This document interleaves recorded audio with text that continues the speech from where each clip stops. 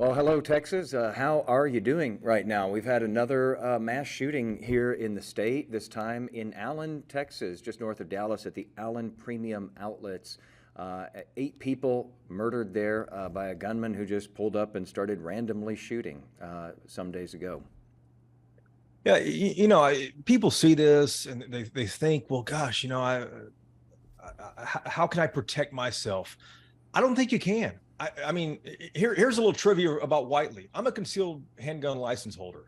Um, but the way this happened, the way the shooting in Cleveland, Ohio happened, the shooter rolls up to the very front, pops out of the car like anybody get out of the car, and starts shooting. Right. There's nothing you can do at that point. Even if you have a weapon, to be able to draw it, return fire, and that's just so highly unlikely. But it's been a tough week. It's been a depressing week. Yeah. And a lot of people are angry, Wheeler. They want something done. 6 years in this state, we've had 6 major mass shootings. A mass shooting, I think, is declared as 4 or more, Right. but 6 major ones. Let's think about it. El Paso, Sutherland Springs, Midland, Odessa, Santa Fe, Uvalde, and now add Allen to that list. It's just people are fed up and want something to happen. Yeah, because as you mentioned, you feel like you obviously don't have protection from someone like this, someone who is, hell-bent on, just creating terror, and who is out to kill and who is armed to the teeth. I thought it was interesting during the rare news conference that we were able to get this past week that featured the Department of Public Safety. One of the reporters asked, is there anything DPS can do to protect the people of this state from this happening again? And the DPS spokesperson said, that's a tough question. And so, even DPS acknowledging that, there's very little way to stop this from happening once someone gets it in their mind that they're going to do this and they've got the weapons to do it. And so a lot of the focus this past week, once again, as we've seen so many times after these shootings, has been on the weapons, Jason. It has been on the weapons. And here's what's interesting about this one. We saw all the outrage after Uvalde. We saw Lieutenant Governor Dan Patrick after El Paso buck the NRA. He's the only one, to my knowledge, that had enough gall to do that. No other Republican wants to back the NRA, but go up against them because they know what will happen politically. What's interesting about what happened in Allen, and we can talk about the reasons for this, is that Texas Republicans are now talking about wanting to discuss this. That hasn't happened before. And I wonder, is that happening because this happened in a solid red Republican county like Collin County? It happened in an area where these conservatives actually live.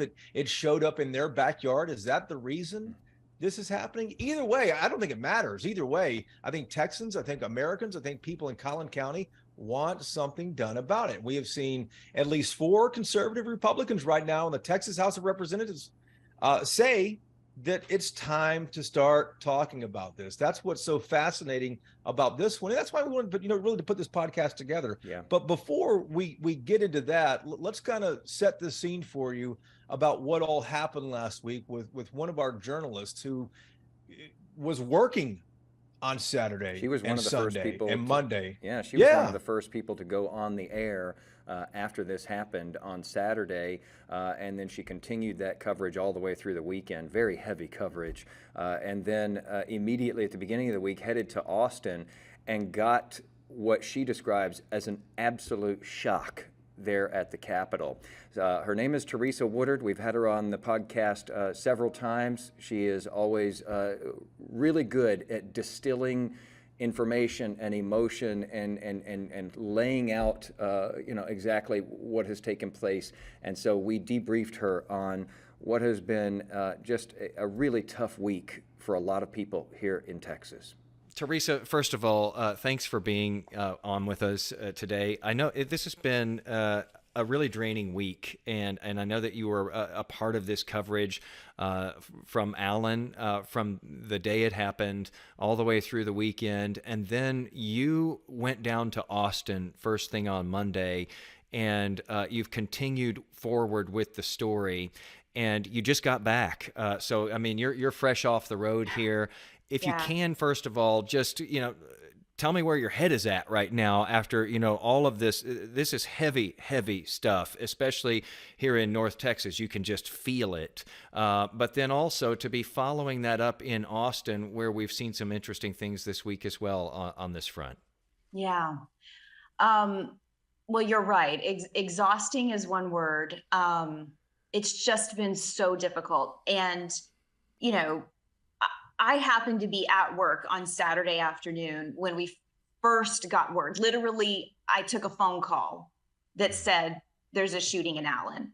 And of course, the first reaction is maybe it's a false alarm. Maybe it's a false call. And that's what you hope. And then it was quickly clear that no, this is happening and this is very bad. And so from the moment that we knew until where I am now in my head, I don't have words for it, Jason. Part of me would like to use some 4-letter words about how we continue to have this happen and why we continue to let it happen, because we shouldn't have to live like this. It's not right, period, end of story. But then there's also the part of me that just, my heart breaks for those families, because you can put yourself, haven't you, Jason? Haven't you Yes. seen your family in the video of those people running through Absolutely. the parking lot? Because it's a Saturday afternoon and you're shopping at the mall, because who doesn't go do that every once in a while on a Saturday afternoon? So I think that's part of the hard thing too, is you see your family running through that parking lot for their lives. Mm-hmm. And then added on to it, when we were in Austin, the Uvalde families were there. And I don't know that my head and my heart was in the right place on Monday to prepare myself for being in a room with maybe 20 families from Uvalde who are still just suffering. And it's been almost a year and it's still fresh and the grief is still so fresh. And they were there lobbying for some laws to change. So long answer to your question. It's hard. It's hard for every person, no matter if you're a journalist, no matter who you are. It's a hard thing to experience. Well, yeah, because you're around those families from Uvalde who almost a year ago lost their babies. Babies.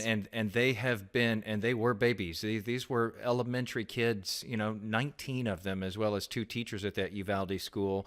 And then, you mentioned putting yourself in the place, when you're talking about the Allen premium outlets.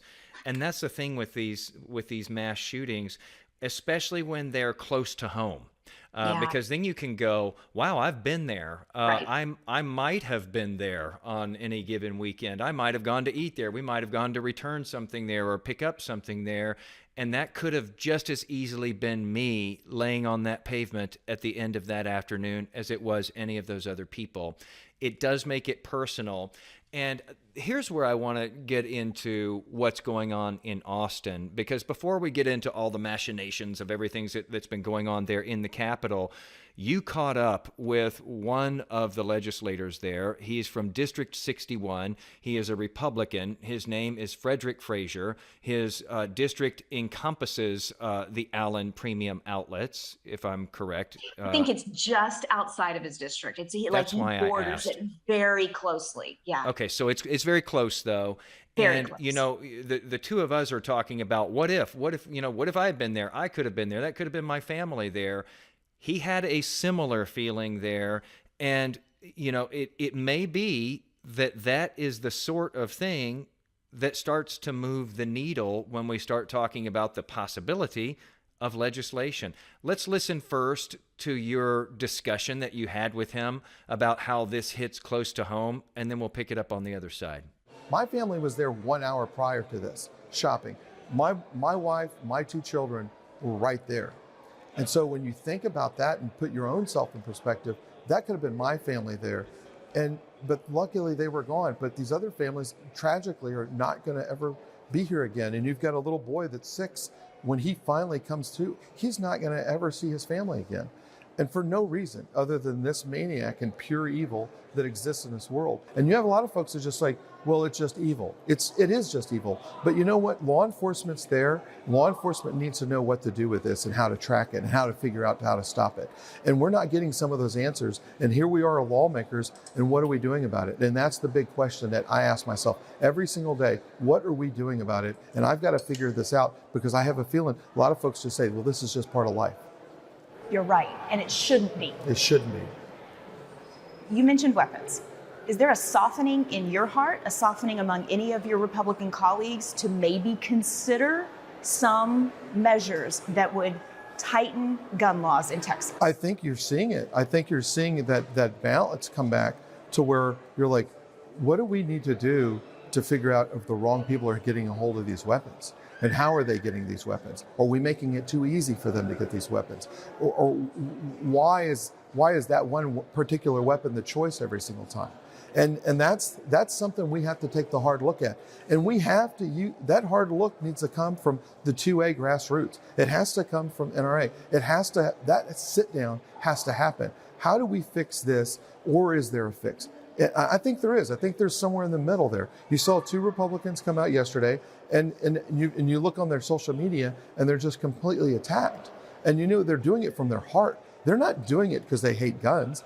I mean, we're gun wearers. We're police officers. We're in the communities. Why would we want to take guns away from citizens to protect themselves? We want citizens to be armed. We want citizens to protect themselves. But we also don't want maniacs that have pure evil in their heart to go out there and kill our families and everyone else's family. So that's the hard look we have to look at, and that's something right there has got to be pulling. If you don't feel that, then there's something wrong with you right now. If you saw those videos and you saw those bodies piled up and you saw what happened there, and that doesn't make you think we got something wrong, then you have something wrong. That's how most of us feel.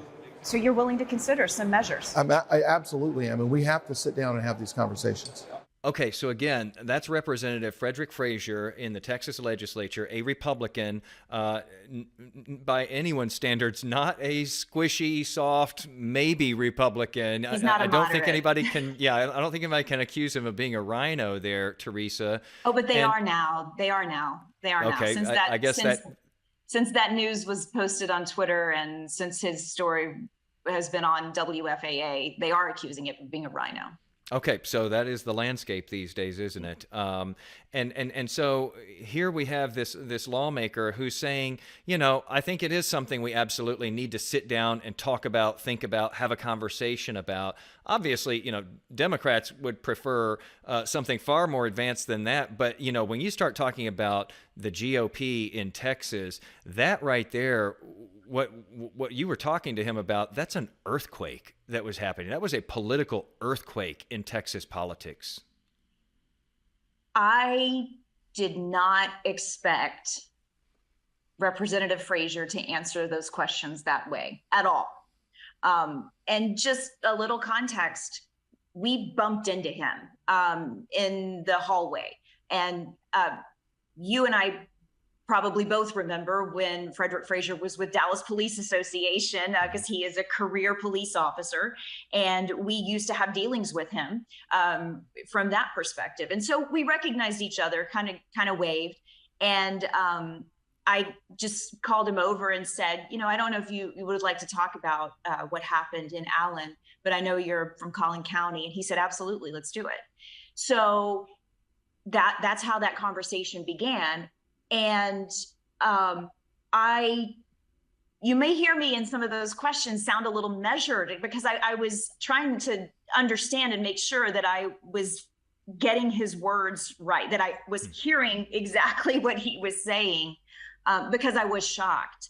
And I think you heard importantly from him say that this is something that has to come from 2A grassroots. It needs to come from the NRA. And he means Second Amendment grassroots there. Yeah. Correct. And I think that's where his heart was at that moment. I, believe it will stay there. Maybe because of it was so close, his family there an hour before, but also maybe because this entire session, not a week has gone by without families from Uvalde, without activists from Moms Demand Action and other gun safety advocates inside that Capitol, chanting, raising their voices, flooding these representatives' offices with letters and phone calls and emails.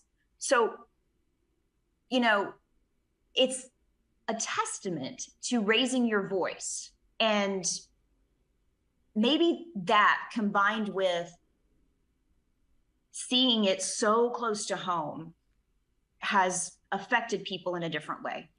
Yeah, you know, we saw this raise the age bill, as it's been called, that would, you know, raise the age to buy certain assault rifles in Texas from 18 to 21. We saw this move out of committee that day this week. And that was shocking too, Jason. It was. No one expected that, Teresa. And I think if anyone expected any action, they expected it right after Uvalde. I mean, you know, people have been calling for action after all of these that have happened in Texas, but I think they expected it after Uvalde. They didn't see it then. This was on no one's radar that this was going to pass out of that committee, much less with 2 Republicans joining Democrats to get it out of that committee. It was on no one's radar that it would even be discussed in committee until about 5 minutes before the committee met. And so this was one of those very hastily called committee meetings that happen sometimes. And it was unclear exactly what would happen, but there were rumors. And so you can imagine everybody rushes to the meeting room for that committee, and there's a ton of people outside, and everybody's trying to squeeze in, and they're letting some of the Uvalde families in, and they're letting some of the media in. And then we're in there and we're thinking, what are we going to see? What's going to happen? And the fact that they took the vote, the fact that 2 Republicans voted yes on this bill was monumental. However, that's as far as it got. Mm-hmm. And, you know, you never want to say, we've got time left in a legislative session, so you never want to say it's over, it's done, because a bill, you never know what the future could hold. It could be, you know, brought back to life. But the chances are extremely unlikely. So these families who had lobbied, from the families from Uvalde who'd been there lobbying, they were so excited to have that vote and to see 2 Republicans vote for advancing this bill. And then about 36 hours later, you know, it was the exact opposite emotion when they realized that that bill was going to go no further. Describe how that happens, because I think a lot of people think, well, this got out of a committee, now it goes to the full House and they're going to vote. It didn't get to the full House. Describe what happened there. Yeah. And you know what? I'm going to bungle this because it's so much procedural stuff, and we could talk for 30 minutes about stuff, and I probably would get it wrong because there's so many technical things. But basically it had to get through another committee. You got it. So it cleared this one select committee that had been formed to talk about safety measures, including guns. It cleared that, again, with those 2 Republicans voting yes. Then it has to go to the Calendars Committee. The Calendars Committee is powerful. They control when things are going to be debated and exactly what's going to be debated on the House floor. The Calendars Committee never scheduled it for debate. And there's some debate about exactly whether they got it in time to actually put it on the calendar. But the bottom line is it did not clear that committee. And so its future is, it's not going to have a future. There's not going to be any further action. However, Democrats continue to say, we are procedurally going to try every kind of maneuver we possibly can to tack it on as an amendment to something else, just to force it to be heard. They're in the minority. Republicans control everything. And Jason, you and I both know the Republicans are not going to bring this up on the House floor for debate. But Democrats and those families from Uvalde are still holding on to hope. We know that there has been this collection of families from Collin County as well now, where Allen is located, also letting lawmakers know that they are going to be headed down to the Capitol as this legislative session comes to an end to see if maybe they can push this forward as well. And, you know, interestingly, you know, we understand why these families would hold on to hope here. that something can get done, especially all of these families who've been there all along from Uvalde, in memory of their babies, trying to get something changed. We also understand why Democrats would be hopeful because, there's a joke that you have to be hopeful to be a Democrat in Texas because they've been out of power for so long that, sometimes the best thing they can do is hope that, their priorities will somehow make it onto the agenda, especially when it's this issue. But even it struck me that when you were talking to Representative Frazier, even he expressed some, I don't want to call it optimism, but some glimmer of maybe optimism in there that we might still see action in these last days of this legislative session. Let's listen to that first, and then we'll talk about it. 20 days left. Can anything happen between now and the end of the session? Anything can happen. And we're definitely having those conversations right now. There's a lot of us just begging. We need to have these conversations. More needs to happen. My phone has been absolutely blowing up with the constituents asking, what are we doing? These are folks that voted for me. I'm a Republican through and through, but this needs to be where we come together and figure out how to fix this, how to do something to make everyone understand we are there. Because I think a lot of folks think they don't want to mess with anything. That's just not true. So, again, like you were talking about there, Teresa, when you were talking to the representative, the whole time you're thinking, I can't believe I'm hearing all of this because this is not what we have heard in sessions past. In fact, as we've gone through different mass shootings here in Texas, we've actually seen gun regulations loosened over time, not tightened. And it's odd to hear this. Yeah, and that was one of the main messages that Democrats held a news conference on Monday, and that was one of their main messages was that gun laws have only loosened in the state of Texas. And we've talked, there's this message that a good guy with the gun is the only way to prevent a bad guy with the gun. And they're trying to say, we don't believe that's true. Look at what's happening. And so it was surprising to hear a Republican agree that we need to at least have these conversations. We need to talk about these things. And you heard him say he's hearing from people who put him in that office. He's hearing from Republicans who voted for him who are saying, what are you going to do? So it's not just Frederick Frazier out on an island. He wouldn't be as passionate if his constituents weren't, as he said, blowing up his phone. We wonder, though, will he start to hear from some other constituents now that, as you say, he's taken this stand? He's had stories put out there about him willing to entertain, some ideas on this issue, and now he has been labeled a rhino, a Republican in name only. I don't make a habit of looking at every comment on things I tweet by any means. Smart. But I had to turn off my Twitter notifications when I tweeted that news about him and the clip of video of him talking about it. At last I checked, if you'll bear with me for a second, there were, let's see here,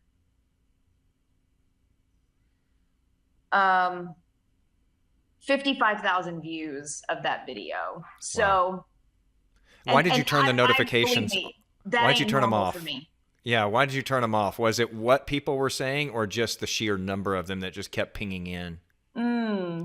Both. Okay. The distraction. You know how that is. You're trying to work, and your phone keeps lighting up, and finally you say, "Okay, I can't even deal with this." But yeah, the vitriol is really a problem on all social media, but particularly on Twitter. But frankly, it wasn't direct. I mean, I'm just the one who asked him the question. The vitriol was definitely directed at him. Mm-hmm. And you wonder, what else gets directed, when we get to primary season next time around as well. Good question. Did you get the sense from Democrats that you talked to there under the dome in Austin that they were, you were taken aback interviewing this one representative and hearing what had happened in this one committee with the other two Republicans? You were taken aback by that. What were Democrats thinking? Were they blown away by this too? They were surprised, Jason, without a doubt. They were surprised by his words, and they were surprised by the 2 Republicans who voted yes to bring that raise the age bill out of committee. And I think it made them feel hopeful. And to be honest with you, I think that some of the Democrats have heard support in private for some of these things. And then when the cameras are on, or when the mics are on, or when the voting happens, that support goes away. And so I think they were happy to have heard publicly some of the sentiment that maybe they'd been hearing privately through this session. We talked with Democrat Dallas Representative Retta Bowers, and she told me that at the beginning of this session, she felt like there was a softening of hearts. And she also said that, echoing something I said earlier, the pressure, the voices, it was just too much to ignore, she thinks. Sadly, one of the Uvalde fathers, he lost his daughter. He told me if Allen hadn't happened, that committee wouldn't have voted that bill out. That's what did it. And how heartbreaking is that? Because they've been there all along, pushing in memory of their own children, and it just happened to be the timing, at least this dad thinks so, that put this over the finish line there. Because again, it was a surprise to everybody. Yeah. Teresa, last thing before I let you go at the end of what I know. Did I just cut you off? No, I was just going to say, the hardest part is knowing you can't predict the future. This session is going to end May 29th. Will we have special sessions? Likely. Will they talk about guns? Unlikely. So this movement that we have felt, that we've seen from Republicans in the past few days, where does that go over the course of time between now and the next legislative session? Who knows? So is this just a moment in time, or is this sustainable? I certainly have no answer for that. And that feeds right into the last question I was going to ask you. So does that movement that we've seen with some Republicans, is that movement, do you think, dependent upon this movement that we have seen gaining momentum among people, among families, right, among parents? These Uvalde parents, for example, these folks from Collin County who have put their legislators on notice that they are headed down to Austin and that they would like some time to meet with them and that they are watching and paying attention. This, lawmaker that you talked to who says he is definitely hearing it from his constituents. What are you going to do to change things? Is this movement of Republicans in the legislature, albeit a small one that we've seen with a handful of Republicans, is that movement now dependent going forward on what that bigger movement of parents and so forth and concerned citizens looks like as we go forward? I think my experience from seeing other things makes you feel like we get distracted really quickly, and tragedy has a tendency to, spur action, and then that action sort of dies away. So I don't know. Will it carry through beyond the immediate shock and fear and sadness? I don't know. But I'll tell you, as just a human being, my fear is that it just happens again. And the momentum grows a little bit again, and then it goes away, and it happens again and again and again. And so we see as we go forward.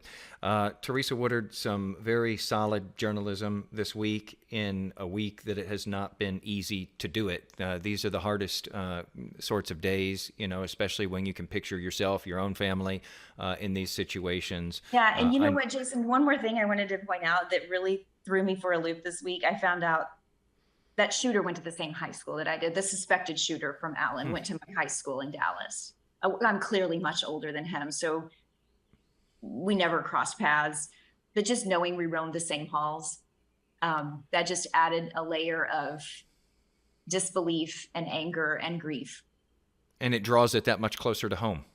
Amen. All of it. You got it.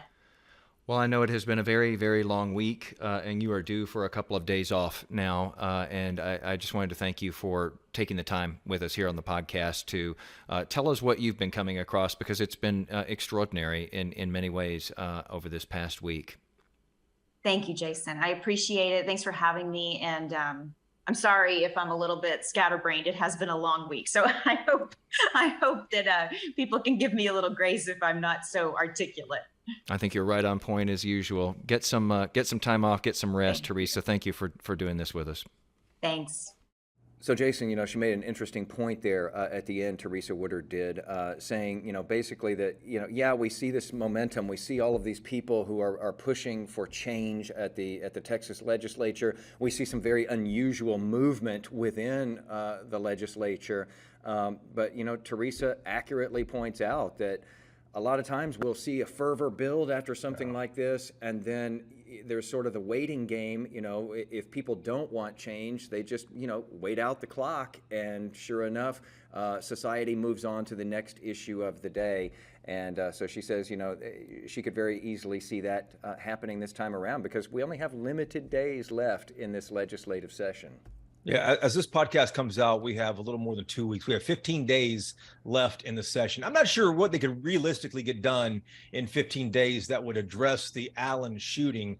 But as we said at the beginning of the podcast, what's so interesting about this is you have Frederick Frazier, like you just heard there, a state rep from Collin County, a conservative Republican, a law enforcement officer, a member of the Dallas Police Department, a former city council person up there, a fervent supporter of the Second Amendment, saying it's time to start talking about this.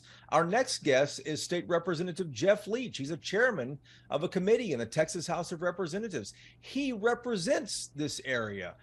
It's about a mile from his house where this thing happened. So this didn't just, affect those of us across Texas and across the country. This really affected the folks who live around it, who go to these premium outlets there in Allen all the time, who likely know some of the people who were impacted by this. Remember, as law enforcement said in the days after it, the victims aren't just the ones who were shot, aren't just the ones who laid eyes on it. There was also the thousands of people, Jason, who were in that mall and heard from somebody, there's a shooter here, take cover. These are the people who were hiding all over the property there as this thing unfolded in front of the H&M store.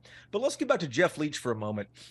He's a player in Austin. He is well known in Collin County, having served there for quite a while. But what he said on Monday on the House floor, surrounded by his colleagues from the right and the left. Here's one quote he said. He said, "We will respond boldly, swiftly, smartly, and that we will do everything that we possibly can to address this head on." Now, when I hear that, I'm thinking, okay, well, what kind of laws are you going to pass that realistically you can get passed? So we called up State Rep Jeff Leach at his office in Austin at the Capitol and talked to him about this. Chairman Leach, good morning to you. I don't remember the last time 4 conservative Republicans said that there needs to be some way to address gun violence. You said the other day after the shooting in Allen, we will respond boldly, swiftly, smartly, and that we will do everything possibly to address this head on.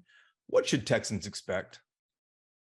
Well, Jason, this horrific tragedy, this shooting took place right in the heart of my district, about a mile, no less than a mile from where I live. This is home for us. These are my constituents. These are my neighbors and our friends. And this has really hit our community hard. And we're responding in kind. I'm so grateful for our law enforcement, our brave law enforcement, and our community just rallying around each other in our time of hurt and pain.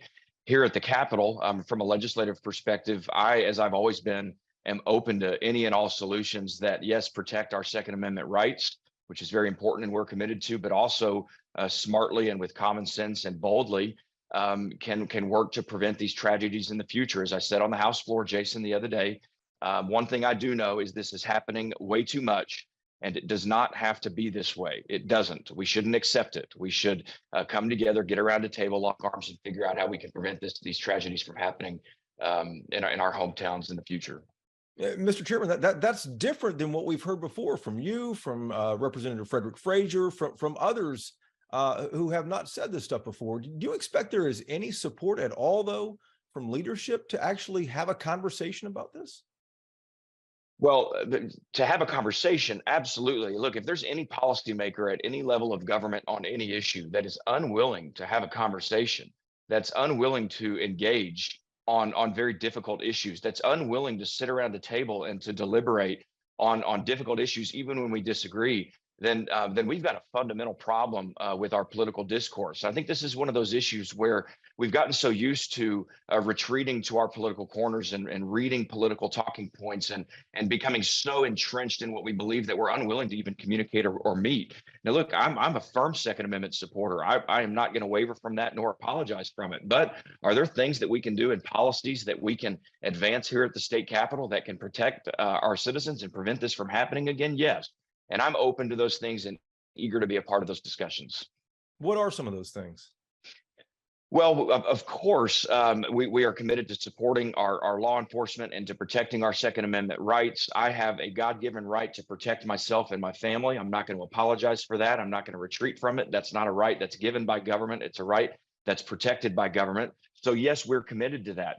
But we've got a problem when guns are falling into the hands of people who don't need them, who have verifiable mental health issues, who are breaking our laws.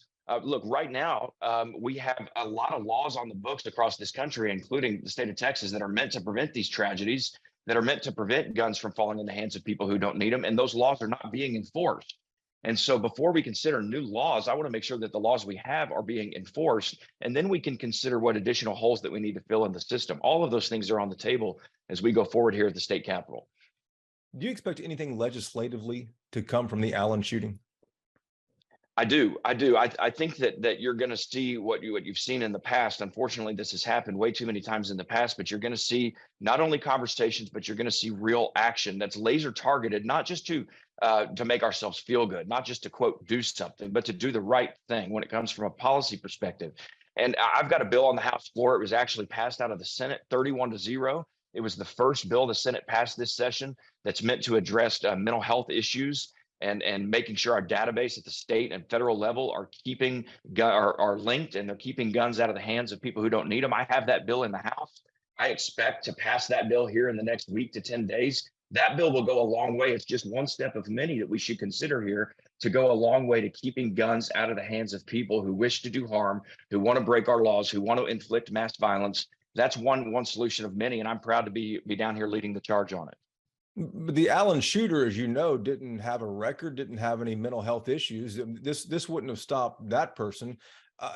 And you know, I've heard mental health. Everyone's heard mental health for so long. I don't know of any mass shooter that's ever sought mental health help before committing a crime. Well, what we do know about the shooter in Allen is he did not have a criminal background. He bought the guns, at least to my knowledge. He bought his firearms and his ammunition legally. He actually didn't break any laws, again, to my knowledge, at this point. And so here's what I would ask, and these are the questions that we need when we get around the table and discuss policy solutions. This is the question we need to ask when we look at what happened in Allen. I need someone to show me, and I'm open to this. Show me the law that we could have passed. Show me the law that we could put in place that would have prevented him from being able to buy these guns and being able to do what he did in my hometown. I want to see that law. To this point, no one has been able to show me that. And so that's where we really got to get together. We got to figure out, okay, can we do things to prevent this violence, or should we make sure, and I'm committed to this, making sure that people in all places have the right to protect and defend themselves. But let me say this in closing. Our law enforcement is so wonderful and so brave. I'm so grateful for that Allen police officer that took decisive action and in one shot demobilized and took out the shooter and prevented this catastrophe, which is horrific, from becoming even more horrific. And I'm so grateful for our law enforcement. And at the end of the day, we're going to continue to support them and do everything we can to give them the resources they need to keep us safe. Mr. Chairman, one of your colleagues, Frederick Frazier, who also represents parts of Collin County there, said to one of our reporters, are we making it too easy for them to get these weapons that we have? Talking about AR-15s, he obviously is a Second Amendment supporter as well. And he said that is something that he'd be willing to talk about, whether the laws on the books now make it too easy for these shooters to get those weapons. What do you think about that? Well, I agree with my friend Frederick Frazier, who's a Dallas police officer, and there are others like him on both sides of the aisle that Jason, as you just said, are willing to have a conversation about these issues, and I am one of those. I agree completely. Now, the devil's in the details on the legislation, and so much of this comes from the actual policy proposals and the words on the paper, the laws on the books. And so I'm open to a conversation. I don't have any bill in front of me right now that I've seen that could have prevented this, but I'm open to any and all solutions. We have to come together. We have to find solutions. We should not be comfortable or okay with this continuing to happen in our country. It's now hit my backyard. It's hit my hometown. It has rocked me and my family and our district in a way that none of us imagined possible. But here we are, and we have an opportunity, and I would say an obligation to act and to do the right thing, to do it carefully but boldly. And I think we're going to do that in the coming days. Mr. Chairman, it's 2 years until the next regular legislative session. Do you think that this is something that can wait until then, or is this something that the governor should call a special session on later this summer? We've got a little less than 3 weeks left in this legislative session. We're going to use any and all tools in the toolbox to advance legislation that will protect our Second Amendment rights and yet keep our communities safe. We've got time left here to do it, and we're working around the clock to do just that.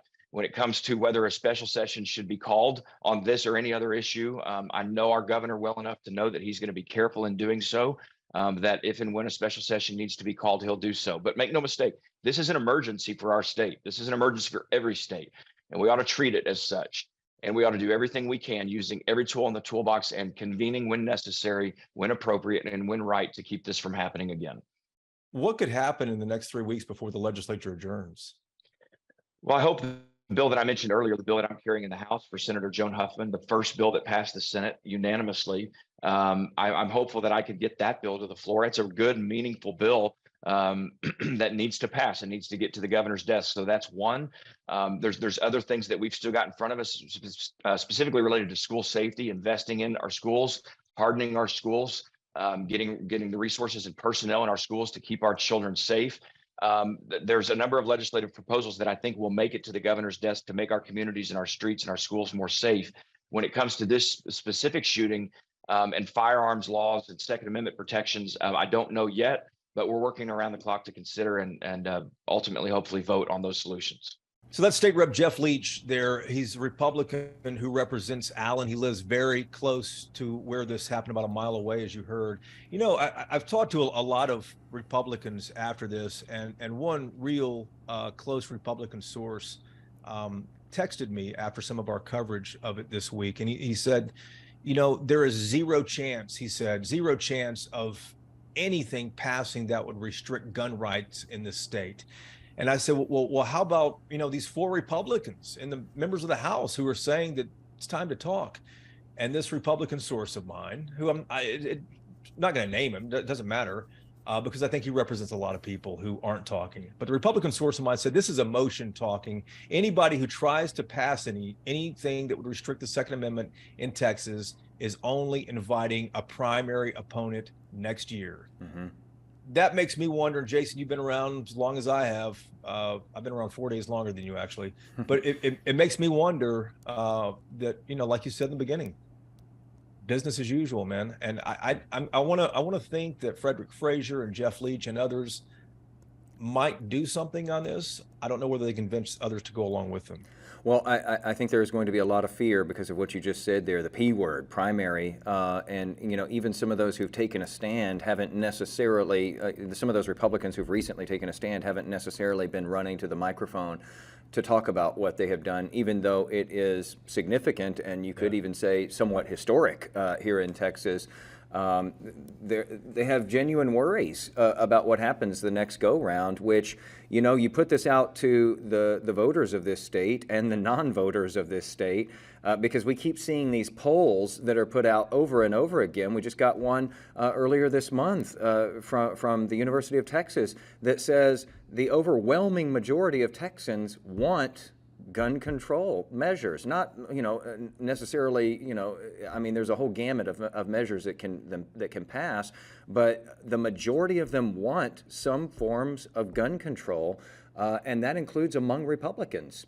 And so if you're talking about majorities there, you think, well, that, might be a safe bet for a politician. But the fact of the matter is, when we get to primary campaigns, so few people vote in those primary elections that politicians end up catering their thoughts and their actions and what they're willing to do in the legislature to that tiny fraction. And usually that fraction, whether it be liberal or conservative, is the most extreme. And so they cater to those most extremes on the very ends because so many of us don't bother to show up for a primary. So that's a real threat when you're told you're going to be primaried, because you go, geez, the majority of people want this and this and this, but I've got to hone my message for that tiny sliver that's actually going to show up reliably.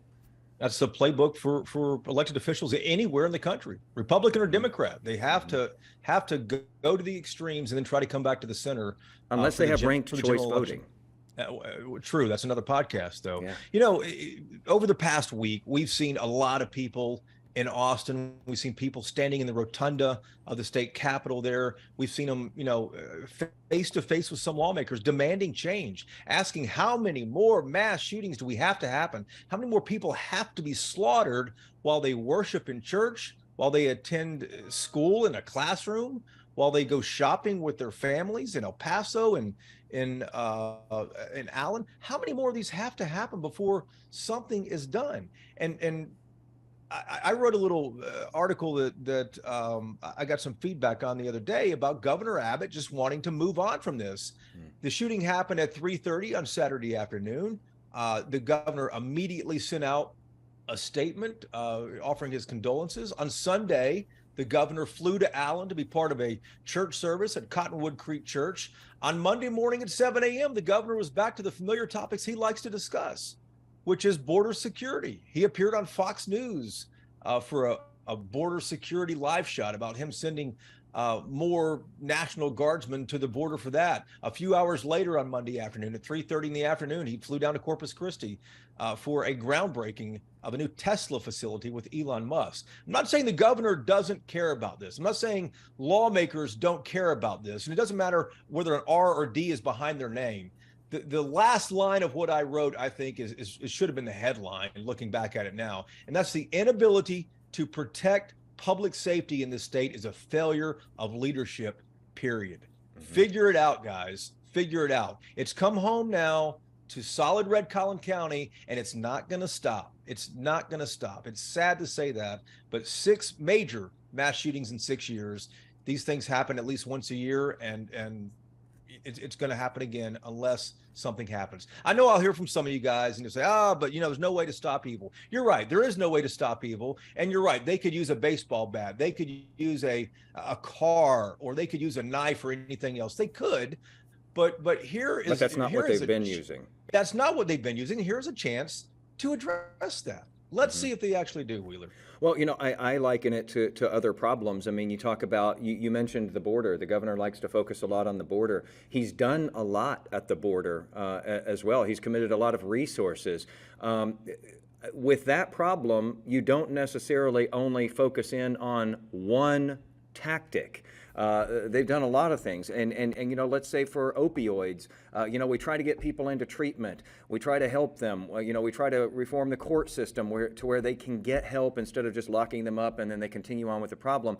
But what else do? We also try to stop those drugs at the border and get them off the streets and so forth. So you have these multi-pronged attacks to a problem.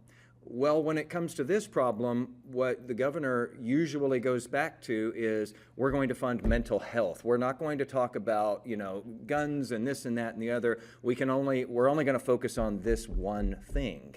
And so, when you look at the whole, collection of problems that the state faces, a lot of times the state faces a problem and it goes after a multi-pronged attack and tries to stop it in multiple ways. But with this one, we keep hearing that familiar line from the governor. And yes, he does seem to have moved on from this pretty quickly. The thing is, though, is that, we've moved on pretty quickly all the other times before, too. And if, history is any indicator, and it is, this will happen again. You can move on from it as quickly as you want to, but it happens again and again and again. And so, at some point, there has to be a solution. There has to be some kind of comprehensive solution. Whatever that looks like, that's up to lawmakers to figure that out, and the governor as well. But this is begging for solutions. If there are any naysayers still listening this far into the podcast, let me say this unequivocally. AR-15s are not going away. They just aren't. You can't. Yeah. It's like deporting everyone who's illegal here. It's stupid to even say that. It's not going to happen. And right. AR-15s are not going to go away. And people are like, oh, come get them over my, cold dead fingers, my cold dead body. That's not going to happen.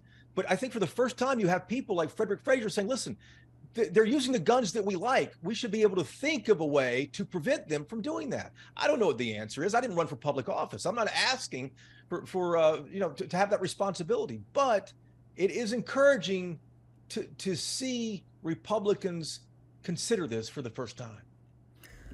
Let us know what you think. We know there's opinions out there going in all directions. Let us know what you think, and make sure that you're subscribed to the podcast here, and please pass it around to others so that they can have a listen as well. And thanks for listening again this week. We'll do it all again next week.